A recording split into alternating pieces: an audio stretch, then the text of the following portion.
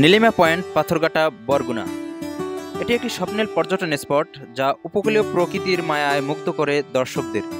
এটি বরগুনা জেলার উপকূলীয় একটি উজ্জ্বল পর্যটন কেন্দ্র হিসেবে দ্রুত জনপ্রিয় হয়ে উঠছে। এই জায়গার নামকরণ করা হয় নীলিমা পয়েন্ট, কারণ এখানে সুনীল আকাশ আর বিশাল জলরাশি একাকার হয়ে যায়, যা এক অপরূপ সৌন্দর্যের সৃষ্টি করে।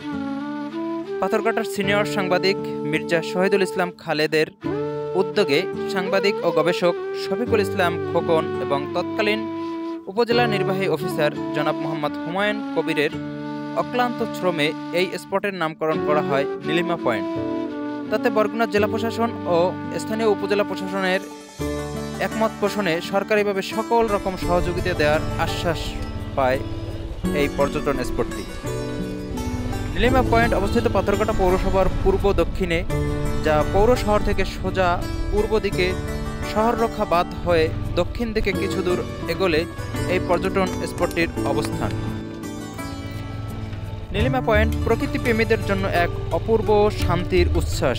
বিষখালী নদীর তীরে নদীর ঢেউ আর দিগন্ত বিস্তৃত আকাশ একসাথে হাত মিলিয়ে সৃষ্টি করে এক মনোকর্ষ চিত্রমালা।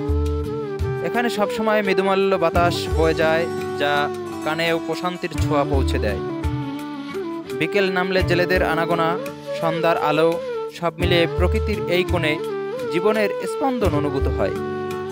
শান্ত নদীতে নৌকায় জেলেদের আনাগোনায়, গোদুলিতে নীল আকাশ মিতালি করে বিষখালীর তীরে সবুজ শ্যামল গাছগাছালির সঙ্গে সন্ধ্যার বাঁধের কংক্রিট ব্লকের উপর বসে পূর্ব দিকে ওঠা চাঁদ এবং তার প্রতিফলন নদীর উপর এক অপার্থিব দৃশ্যের সৃষ্টি করে, যা নয়ন আবিরাম দৃশ্যেরও সৃষ্টি হয়।